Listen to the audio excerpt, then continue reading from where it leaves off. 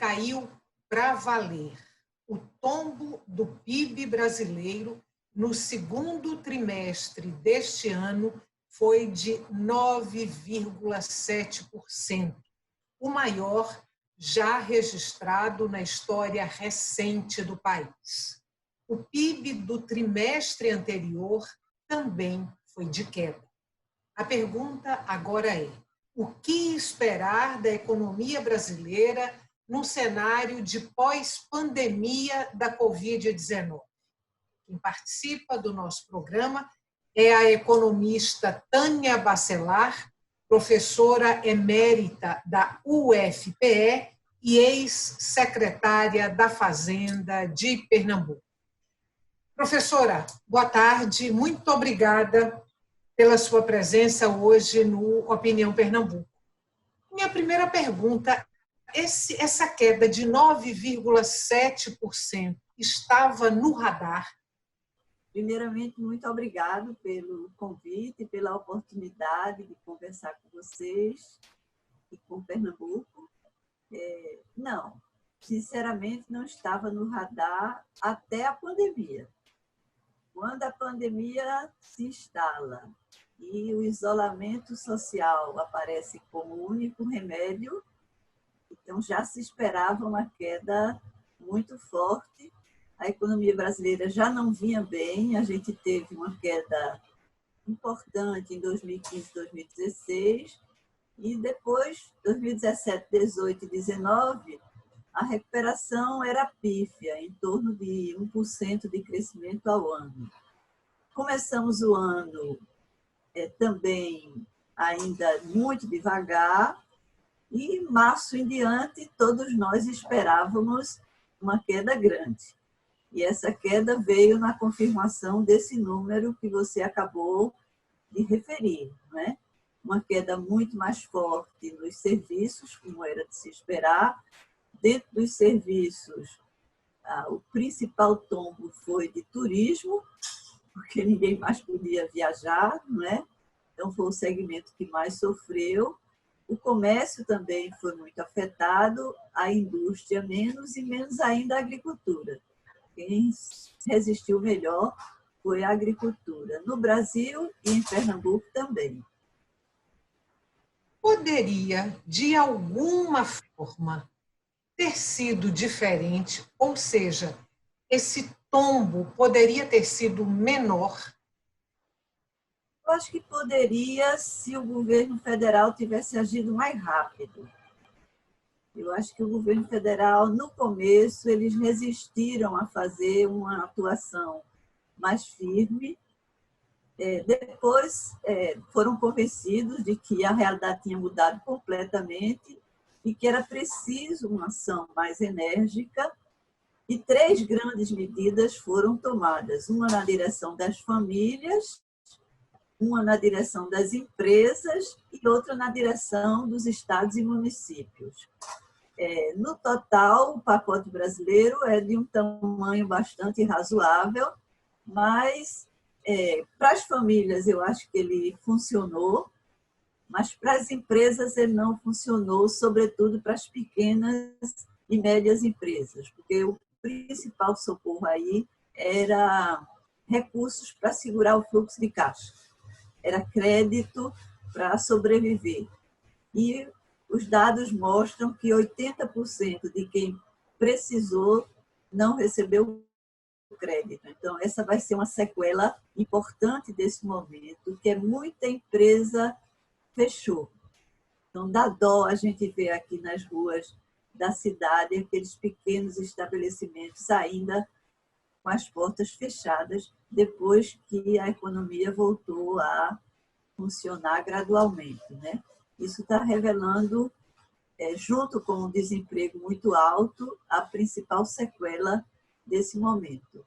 Um impacto negativo muito forte nas pequenas e médias empresas, o que significou para muita gente queimar o patrimônio de uma vida.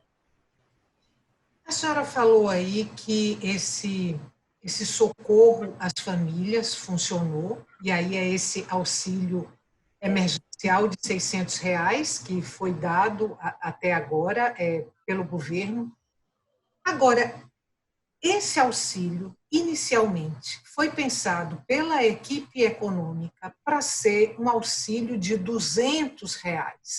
Ele chegou a 600, graças a um esforço muito grande do Congresso, que conseguiu elevar esse auxílio emergencial.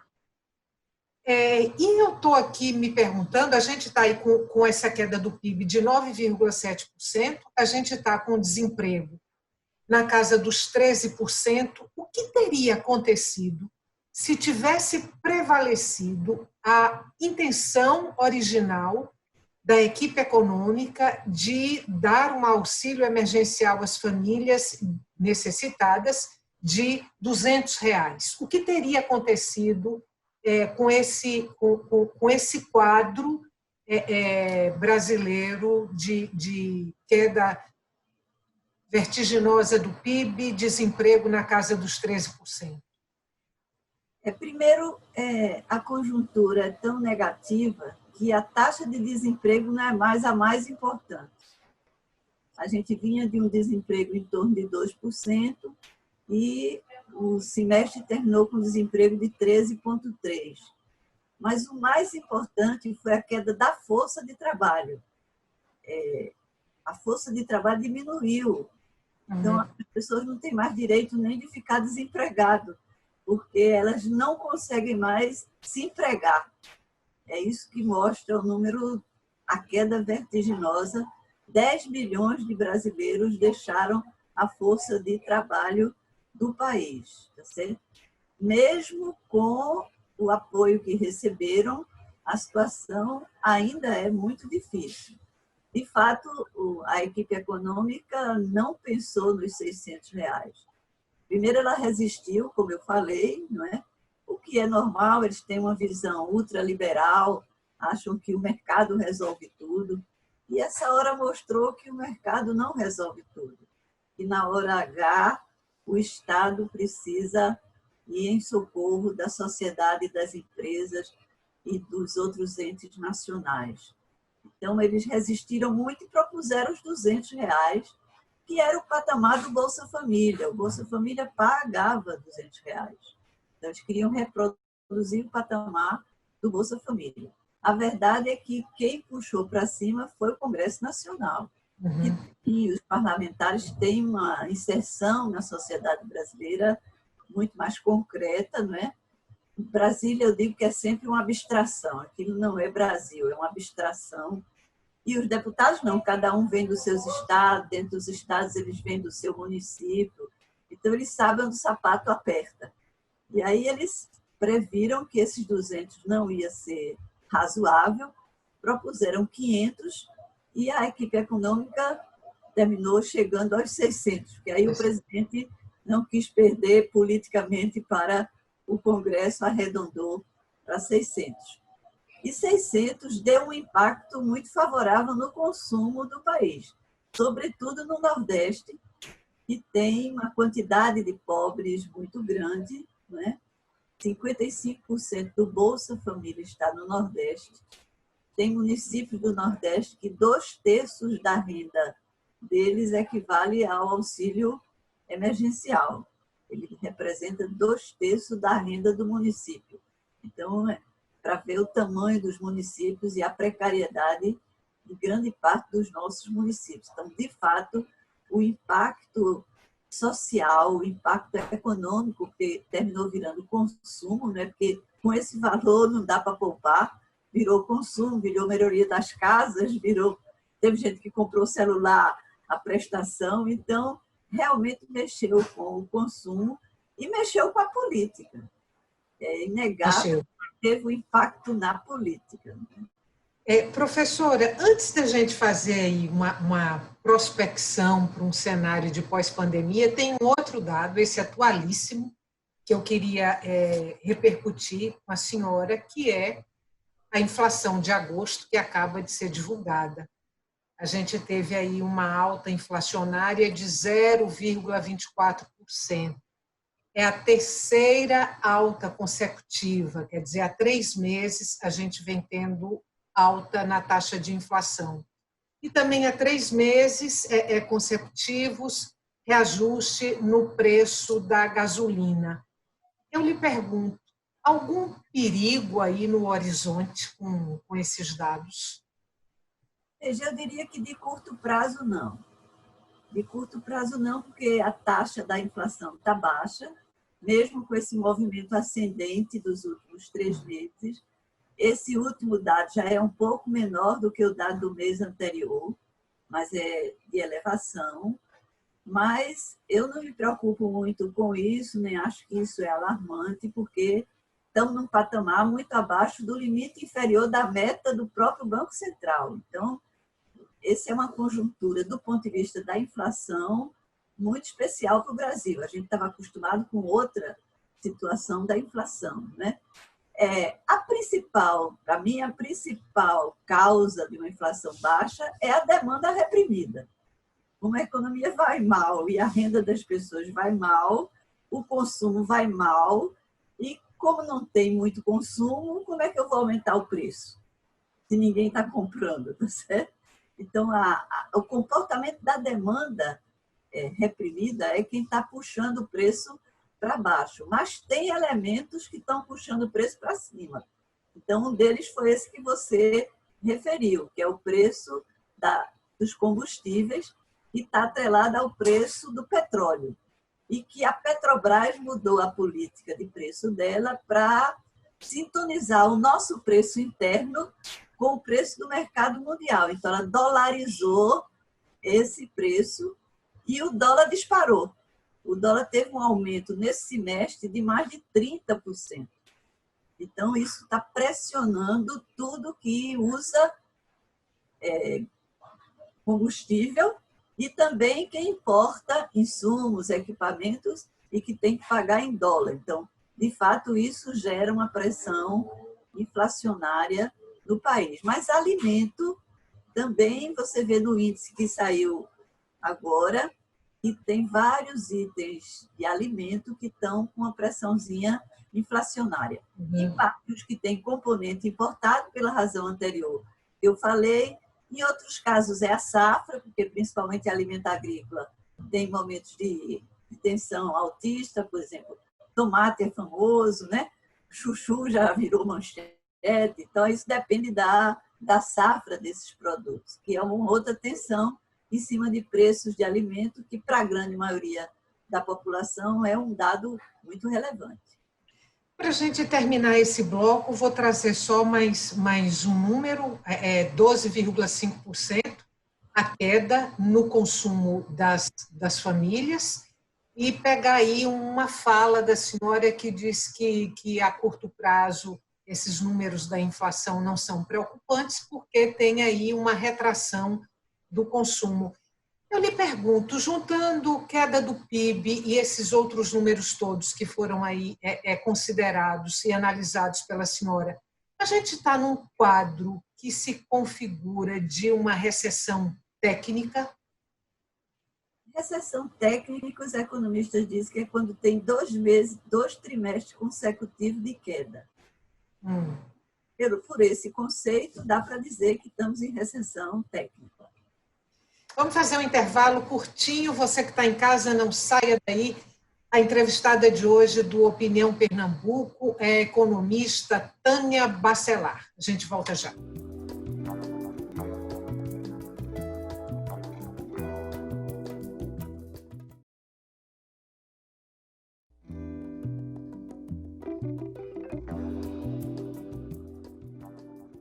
Estamos de volta para o segundo e último bloco do Opinião Pernambuco. O tema de hoje do nosso programa é a economia brasileira num cenário de pandemia e pós-pandemia da Covid-19. A nossa entrevistada é a economista Tânia Bacelar, professora emérita da UFPE e ex-secretária da Fazenda de Pernambuco.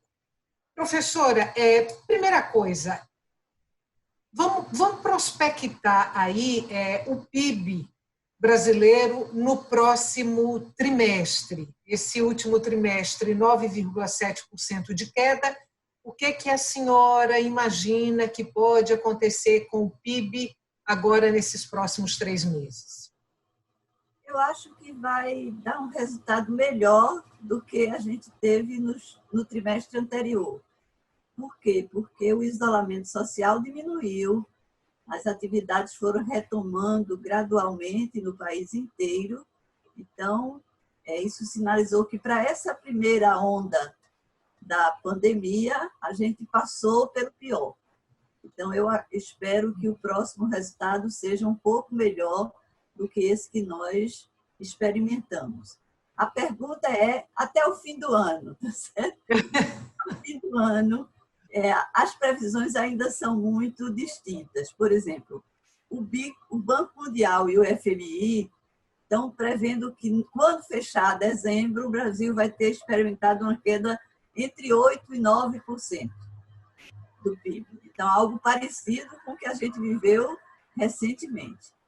O governo brasileiro, que faz pesquisa junto ao mercado através do Banco Central, trabalha hoje com um número de 5,5%. Então, veja, entre 5,5% e 8% é uma coisa que vai depender do comportamento do segundo semestre da economia do país. Mas é algo por aí. Pelo que a senhora tem observado até aqui, a senhora diria que o país tem hoje um plano para enfrentar a crise ou para sair da crise? Esse plano existe? Ele está prospectado? Não, eu acho que o Brasil teve primeiro um problema para gerenciar o começo da crise, porque o próprio presidente negava a gravidade da pandemia e não construiu o que muitos países construíram, que é o que a gente chama de coordenação estratégica do momento de crise. Ele não fez isso. Ao contrário, os primeiros meses da crise foram meses de tensão política entre poderes. Eu acho que isso pesou na trajetória da pandemia brasileira. E agora, no momento da retomada da economia, também o governo não está afinado em torno de uma proposta de retomada. Tem uma posição mais conservadora do Ministério da Economia, que nega a necessidade de ter uma ação mais forte do Estado na promoção da retomada, e tem alguns ministros dentro do próprio governo, principalmente 3 ministros militares e um ministro do desenvolvimento regional, que sugerem a retomada de um programa de investimento até para terminar as obras que estão paralisadas. O que não é uma coisa fácil, porque parte dessas obras tem problema com o Tribunal de Contas, não é fácil, mas pelo menos tem a intenção de ver o que é que está mais limpo e por onde a gente devia ter um programa de investimento para acionar a retomada e ter uma queda menor do PIB nos próximos meses. Não há consenso dentro do governo. No seu entendimento, deveria haver uma elevação aí do investimento público, pensando na possibilidade desse aquecimento da economia, ou uma obediência cega ao teto de gastos? Não, eu acho que devia ter um programa de investimento. Eu fecho com esses 4 ministros que estão lutando dentro do governo para construir essa alternativa, né? Por quê? Porque quando a economia morre, a receita do governo também cresce. Então, até pela lógica fiscal, quando a economia cai, a receita do governo cai mais do que a economia. As nossas estatísticas mostram isso. E aí a crise fiscal se aprofunda ainda mais. Então, segurar a demanda não é um bom remédio. Eu acho que é melhor estimular. E estimular através do investimento é uma coisa positiva, porque isso gera emprego, aumenta a renda pela operação da máquina da economia. O teto de gasto é outra discussão. O teto de gasto já foi para o ar. Esse teto de gasto não se sustenta. A sociedade brasileira não aguenta 20 anos de teto do gasto, certo? Não aguenta menos anos. Então, ele já está sob júdice, já existe uma pressão política importante em torno dele. É outra divergência dentro do governo, com apoio em segmentos da sociedade importante. mas essa também é uma temática que eu sempre achei que esse teto de gasto não se sustenta. Quando eu olho a demografia brasileira, quando eu vejo a população brasileira envelhecendo, ela não aguenta 10 anos sem aumentar o gasto da saúde. Quem viver, verá. Professora, o ministro Paulo Guedes tem um programa, um projeto de privatização severa para o país. Esse projeto de privatização, como deseja o ministro, ele pode impactar positivamente a economia brasileira ou o ministro da Economia, Paulo Guedes, é um vendedor de ilusões? Eu acho que não vai ter o impacto que ele anuncia, né? Primeiro, não é oportuno agilizar essa proposta agora. O Brasil está barato, certo? Quem está de fora e olha o Brasil está barato, portanto, nossos ativos estão desvalorizados. A recessão desvaloriza mais ainda, então, a conjuntura não recomenda acelerar um programa como esse, tá certo? Esse programa precisa ser conduzido com muita cautela, com muito mais cuidado, com modelos modernos. Não digo que não se deve privatizar, porque muitas vezes o Estado entra para dar o impulso e depois pode sair. Aí já tem agentes privados que possam cumprir aquele papel. Mas a oportunidade não é essa. Eu acho que seria um grande erro queimar na fogueira da crise ativos que muitos deles são muito preciosos e foram financiados por nós brasileiros ao longo de muitos anos. Então, acho que aí devia ter muita cautela em torno dessa angústia que o ministro mostra, né? Só que eu acho que o nosso ministro conhece muito pouco o Brasil. Professora, ainda fazendo uma prospecção aí num cenário de pós-pandemia para a economia brasileira, as incertezas políticas podem atrapalhar, e de que maneira, se a senhora considerar que sim, a recuperação econômica do país? Pode, sim, porque hoje na economia, essa noção de confiança, de estabilidade, ela é muito importante na teoria do investimento. Então, os agentes econômicos valorizam esse dado que a gente não consegue medir com muita firmeza, não é? Mas que consegue chegar perto e, portanto, os mercados exigem tranquilidade, confiança, olhar de futuro, estratégias claras.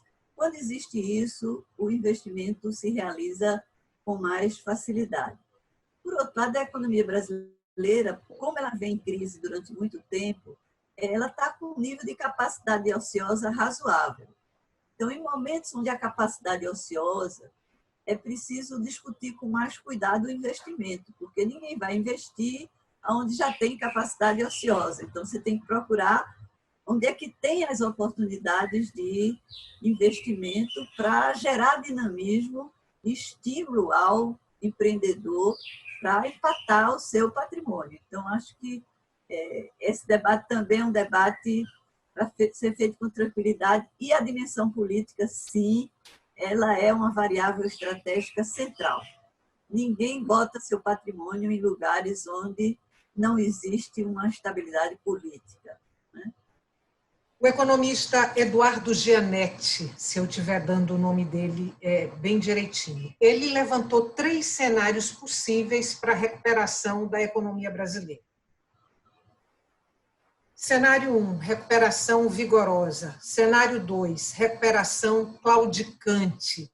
Cenário 3, depressão. Em que cenário a senhora aposta? Eu apostaria no do meio, na recuperação claudicante, tá certo? Foi a aposta que ele fez também. Eu acho que ele é um bom economista, Eu aposto com ele no segundo cenário dele. Professora Tânia Bacelar, muito obrigada mais uma vez pela sua participação no Opinião Pernambuco. Para a gente é uma honra tê-la aqui e até uma próxima oportunidade. Como é Pernambuco, eu vou terminar dizendo que Pernambuco se saiu um pouquinho melhor do que a média do Brasil durante o momento mais difícil que a gente viveu. Que bom. Muito obrigada e até um próximo encontro.